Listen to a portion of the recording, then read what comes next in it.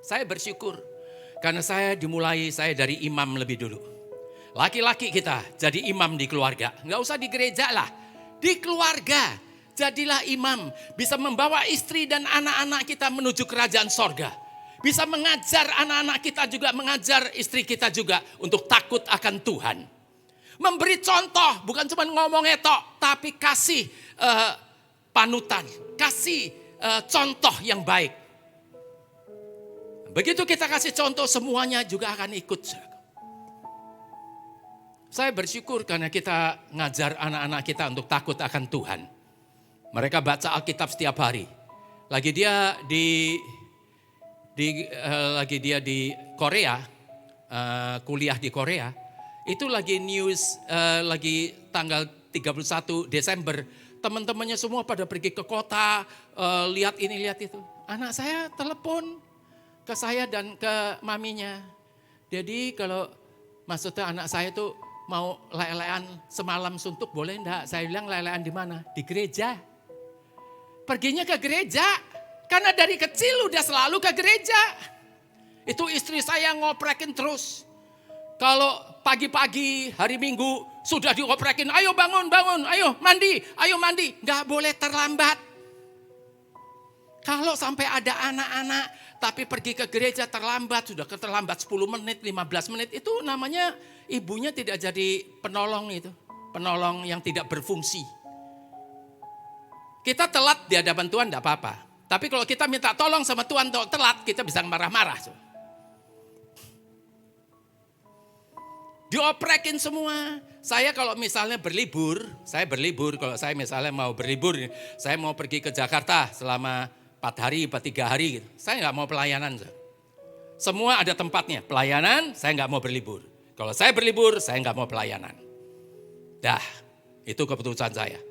Jadi saya mau menikmati liburan saya, bukannya pelayanan.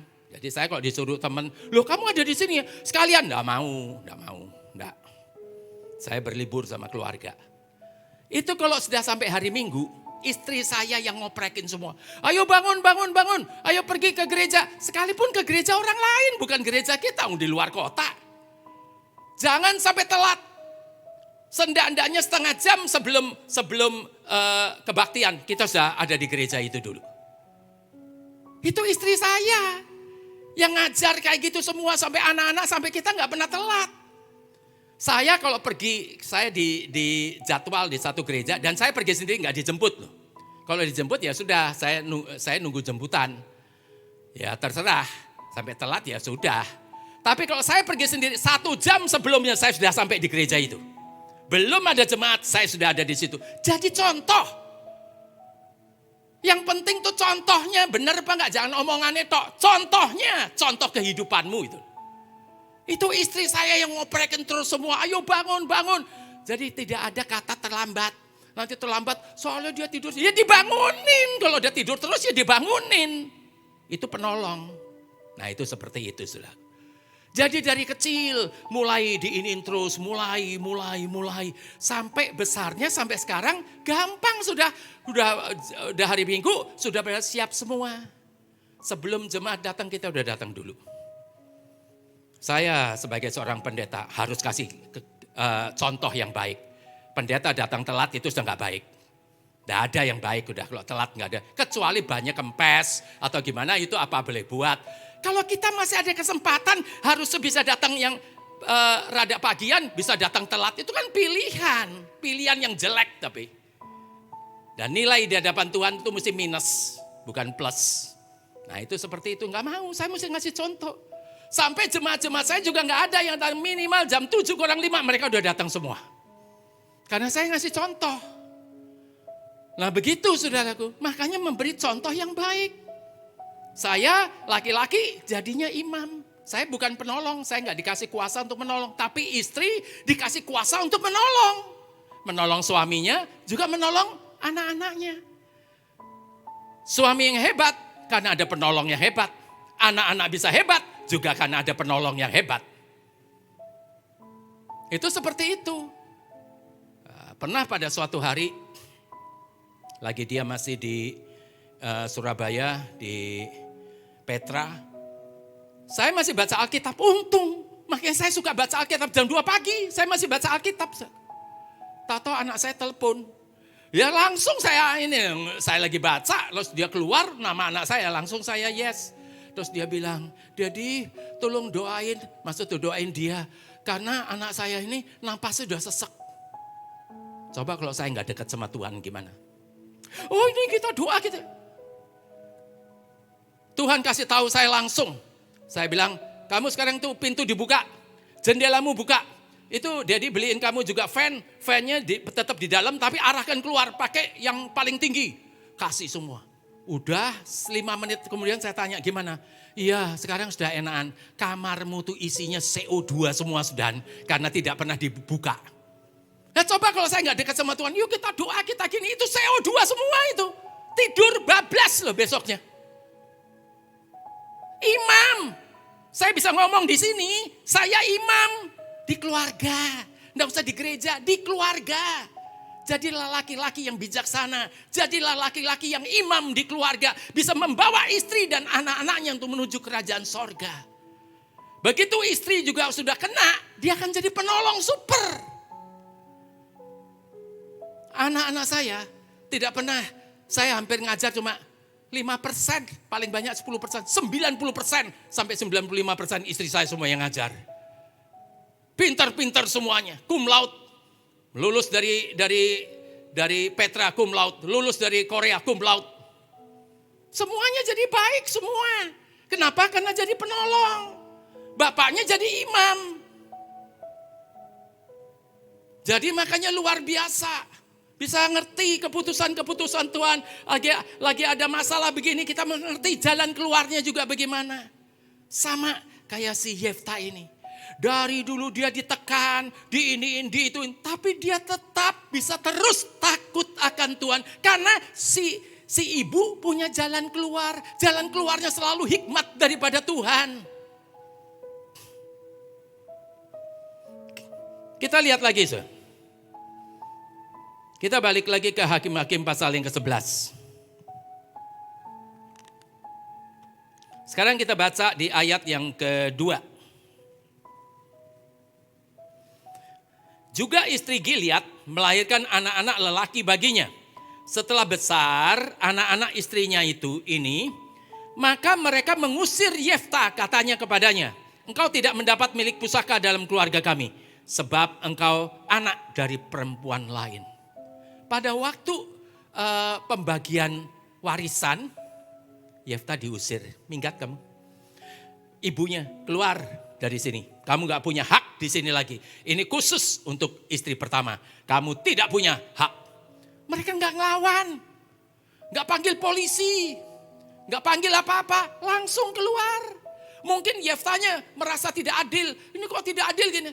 Ibunya selalu bilang, sudah nak, enggak apa-apa. Kita punya Tuhan Yesus, kalau sekarang perjanjian baru. Kita punya Tuhan Yesus, itu harta kita yang tidak ternilai. Sudah enggak apa-apa, nanti Allah akan turut bekerja untuk mendatangkan kebaikan bagi kita. Sudah enggak apa-apa, enggak usah sakit hati. Itu dari kecil diajar seperti itu terus. Diajar, sampai Yefta enggak pernah sakit hati. Lagi dia bilang, sekarang kamu kok panggil lagi, sesak kok panggil aku, kenapa? Dia harus dibilangin. Akhirnya dia nurut. Kalau dia sakit hati. Rasudi aku datang ke situ lagi. Mati osisan. Nah itu orang sakit hati. Dia ikut. Artinya dia gak sakit hati. Siapa yang ngajar? Ibunya. Daripada nonton Korea. Sedangkan bintang film paling banyak bunuh diri itu ya di Korea. Gitu ya ditonton itu karangan orang. Aduh Pak Andrew gak ngerti. Filmnya itu bagus banget. Tapi itu disuruh sutradara.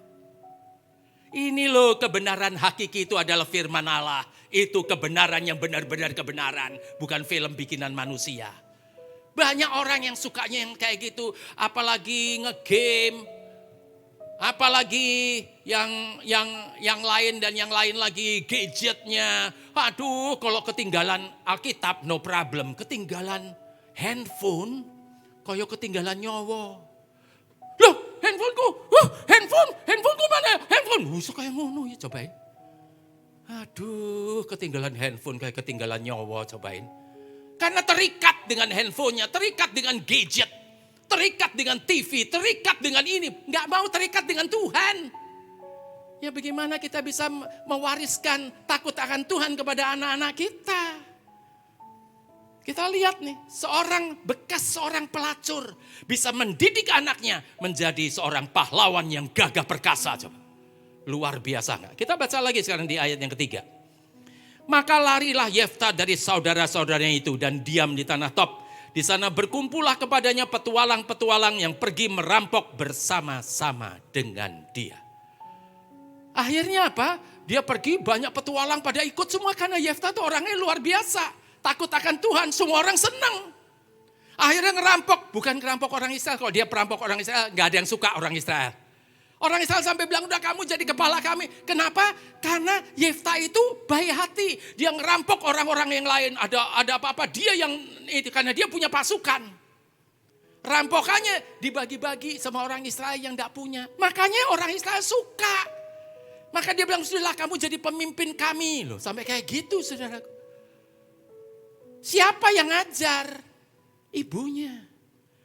Gak mungkin orang bisa tanpa pelajaran, tidak ada yang ngajari bisa jadi baik sendiri, tidak ada. Nah jadi jahat pasti, dibiarin gitu aja pasti jadi jahat. Tapi jadi baik harus diajar sejak masa kecilnya.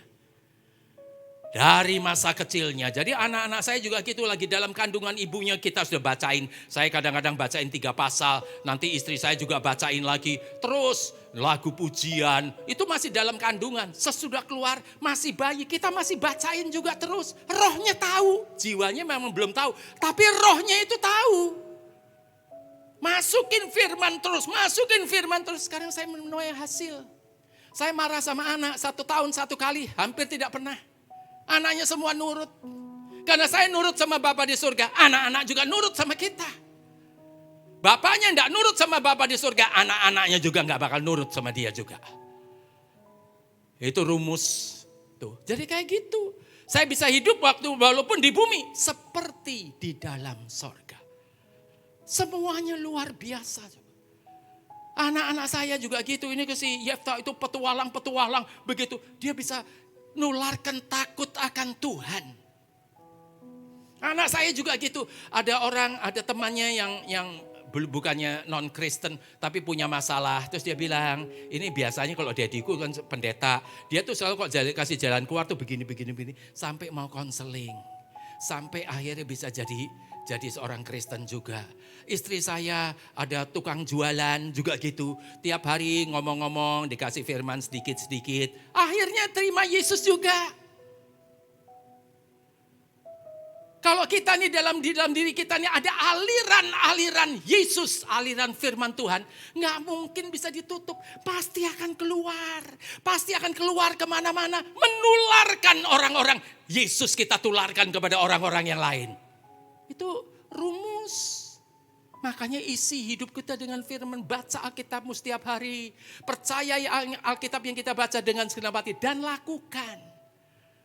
Itu yang membuat kita jadi luar biasa. Akhirnya kita bisa mendidik anak-anak kita juga menjadi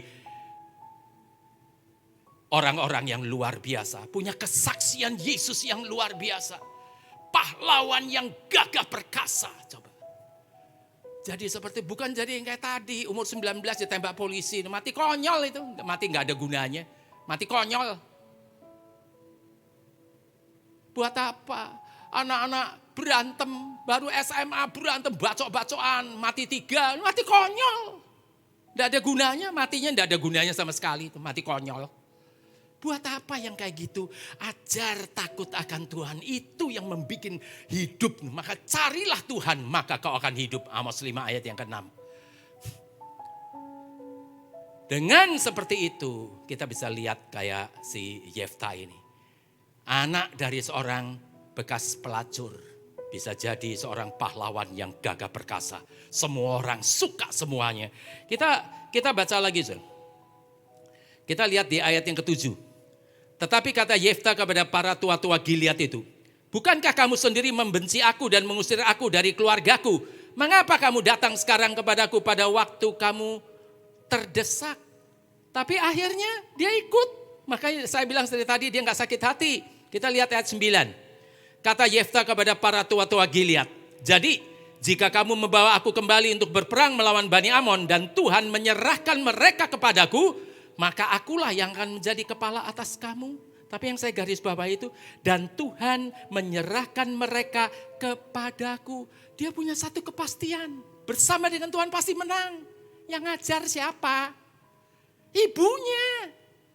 Kalau ibunya sendiri gak percaya, gak mungkin dia bisa ngajar anaknya seperti itu. Luar biasa ini, mesti ayat-ayat ini memang luar biasa pelajaran buat kita. Bekas seorang pelacur bisa mendidik anaknya menjadi pahlawan yang gagah perkasa. Sampai dia bilang, kalau sampai Tuhan kasihin semua dan sampai aku menang bersama dengan Tuhan jadi kepala, dia selalu bersama dengan Tuhannya. Makanya selalu menang karena dia bersama dengan Tuhan Allahnya. Kita lihat lagi. Ayat yang ke-11. Maka Yefta ikut dengan para tua-tua Gilead. Lalu bangsa itu mengangkat dia menjadi kepala dan panglima mereka.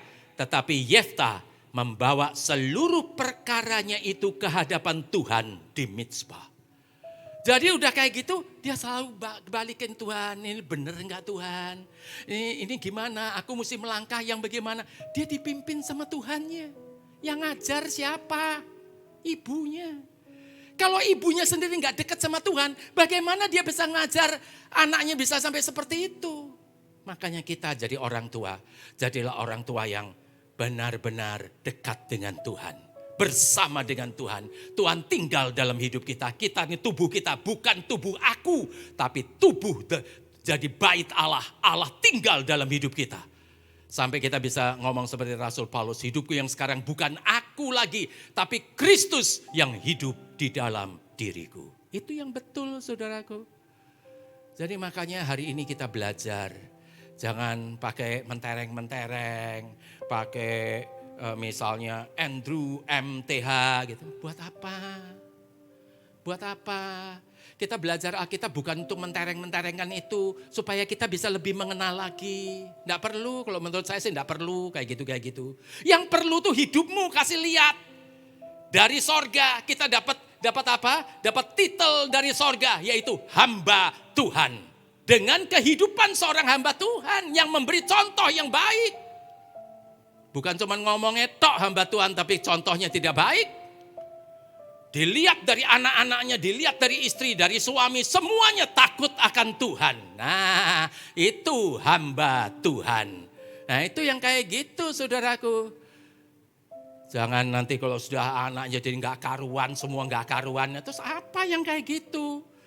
Titel yang paling bagus adalah hamba Tuhan yang datang dari Tuhan sendiri. Itu titel yang paling bagus saudaraku. Tidak ada yang lain. Banyak orang yang punya titel-titel kayak gitu tapi kehidupannya juga jadi gak karuan. Buat apa? Gak ada gunanya sama sekali. Jadi sekolah Alkitab bukan untuk dimentereng-menterengkan. Tapi untuk dilakukan. Itu yang betul. Nah jadi sekarang kita ngerti. Makanya sampai dikatakan lagi. Tetapi Yefta membawa seluruh perkaranya itu ke hadapan Tuhan di Mizpah. Setiap anak saya dulu dari SMP mau pergi ke SMA, dia doa dulu sama Tuhan, doa puasa. Terus dari SMA mau pergi ke university juga doa puasa, minta Tuhan yang tuntun semuanya. Karena kita ngajar dari kecil. Udah gede mah udah susah saudara. Udah punya kebiasaan sendiri, dibiasain dari sejak masa kecil. Semua anak saya keluar dari rumah bersalin, misalnya saya lupa tepatnya, ini cuma misal, hari Kamis atau hari Jumat keluar dari rumah bersalin. Hari Minggu sudah kita bawa ke gereja. Banyak orang, wah masih orok, itu bukan anakmu itu. Itu anaknya Tuhan yang dipercayakan dalam hidup kita. Jangan bilang ini anakku. Nah, bilang ini anakku. Tuhan bilang, oh itu anakmu. Urus so dewe. Nah enak loh kalau udah kayak gitu. Anaknya Tuhan yang dipercayakan dalam hidup kita. Jangan ngangkangi anaknya Tuhan. Jadi lagi dari kecil begitu dia keluar dari rumah bersalin. Hari Minggu sudah kita bawa ke rumahnya bapaknya di sorga. Batuk pilek bawa sampai di gereja pulang sudah hilang. Gak ada sakitnya lagi coba. Kita punya iman yang seperti itu kok. Jangan iman jelek. Loh, orang lagi sakit kok dibawa situ kalau mati lah imannya jelek kok, imannya negatif. Kita sakit bawa ke gereja sembuh. Sampai sekarang. Makanya hari ini kita lihat, kita belajar dari Yefta. Anak seorang perempuan sundal. Tapi bisa jadi pahlawan yang gagah perkasa. Dan saya percaya saudara ada di sini di gereja yang tepat. Digembalai dengan gembala yang tepat. Diajar dengan ajaran yang tepat. Dan saya percaya kita semua yang ada di sini menjadi pahlawan-pahlawannya Tuhan. Dan mempunyai keturunan, juga bisa mendidik keturunan kita menjadi pahlawan-pahlawannya Tuhan. Amin.